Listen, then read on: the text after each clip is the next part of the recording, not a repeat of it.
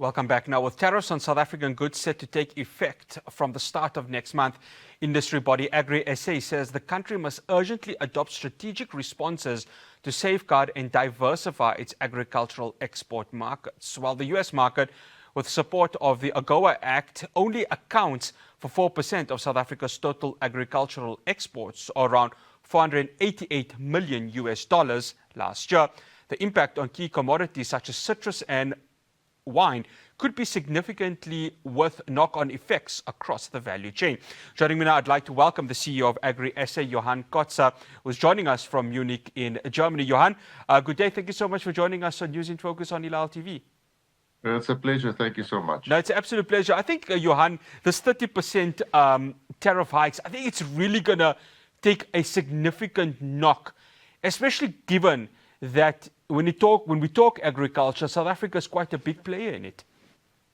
Yeah, remember as a whole, I think South Africa would survive in agriculture. So 4% is not going to throw us out of the equation. However, you need to look into certain industries to understand the meaningfulness and the complexity thereof. If you understand citrus, I think citrus as South Africa would survive, but if you take it down to a rural level, to citrus dal, that's a big blow to them because they exporters to America.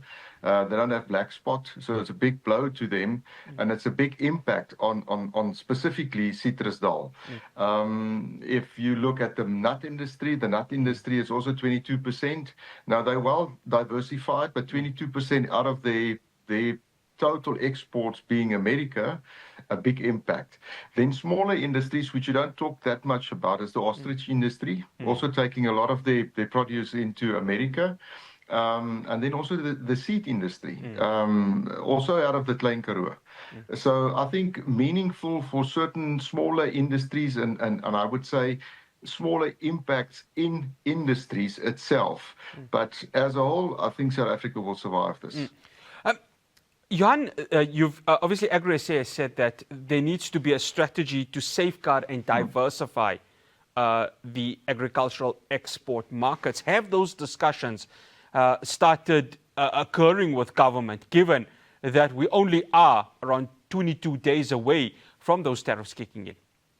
It happened even before we had the reciprocal trade announcement from the Trump administration. So it's not that we just started after the Trump administration gave us a 30% notice. So there's a lot of talk that's going on. I think amongst the industries, there's a lot of talk regarding the trade barrier or the trade issues. So my take is I think we are, as South Africa, we are prepared. With what we could due to this whole request from America. It's just difficult to deal with America. I don't think it's an easy one to do. What they ask us is difficult to give as a country, and you can give as much as you can until you reach a point where you say, but it's going to be detrimental for South African agriculture if we continue on what they ask us. So my take as AgriSA is there's a lot of conversation. The ministers are all involved. We're well informed. We have an open platform and dialogue with the minister itself. So from South African side, I think there's a lot of good talk going on. Johann, it's always important to look at the communities where these agricultural products are coming, and a lot of them are rural. You mentioned, of course, citrus dal. You mentioned, of course, the Karoo. These are very poor communities. The impact of this is going to really hit them hard, isn't it? And I would like to think that there is a plan to support these communities. But talk to us about how much of an impact these communities are going to take and how much this agricultural business really means to them, given the amount of poverty that these communities are surrounded by or are actually involved in. So the beauty about agriculture, it's rural-based. So agriculture in South Africa, if you want to uplift rural poverty, you work through agriculture. So stimulating an economy, stimulating work or jobs creation happens in the rural communities in agriculture. Our argument on AGOA was it's one of the best mechanisms for development in agriculture in Africa. And the moment that you take it away, you actually kill that initiative of private sector investing into rural communities and exporting to a place like America. If we talk tariffs, 30% tariffs for us in America means we need to compete with somebody else like Chile and Peru with a 10%. So my prices can be 20% less on sales value back into South Africa, which put a lot of pressure on the profitability of the farmer. And what normally happens is they either disinvest or they don't invest.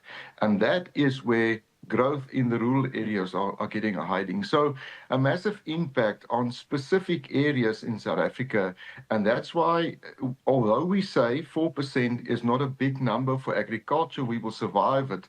We do say we are highly concerned about the impact and the meaningfulness for specific areas and specific industries in South Africa itself.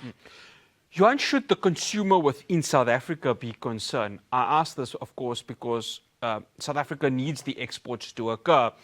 And if, of course, these tariffs do begin and the prices of commodities are going to be high, of course, it's the consumer that is going to end up paying. And fruit and vegetables are a key component of a South African diet. So what does this mean for the South African market? Should there be a concern, or should South Africans brace to pay a little more for these commodities? I don't think it needs to be a concern. If the impact thereof is not going to be that you're going to have I would say, a mass exodus of people in certain industries, because we are diversified. I think short term, we are a bit under pressure. And how would we overcome this? But it won't mean that food inflation immediately would go up, and there would be stress in certain areas where we don't have the capacity to produce anymore because people lost their jobs or lost their farms, and they're not going to continue. I think one thing you need to understand about South African farmers is the agility they have and the resilience they have to overcome difficult situations. And normally it's tough. We don't want that. Tough times normally creates the best out of the South African farmers. And we are diversified. We are in different markets. We need to polish. We need to make sure we push into different markets. I can tell you the whole world is upside down on trade. So the trade arena in the world is different than what we had 5 or 6 months ago. And there are different needs, and we are supplying into it. What I can say is the South African farmers' produce are world-class on quality and price. And we will survive and overcome this. It's tough. We are going to have casualties with individuals because of I would say, some certain areas that we are in.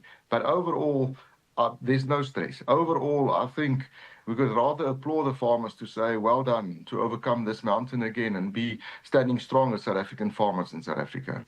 One final question, Johann, we've got about 2 minutes. I want to touch on the government at this very moment. They are saying that they are going to go to Washington to try and see if they can reduce the tariffs. Very difficult to negotiate with Donald Trump, as of course you would know, and I would know, and many people would know that. But are you confident that the South African government can try and bring it down, even if it is by 1 or maybe 2%, if we are being very optimistic?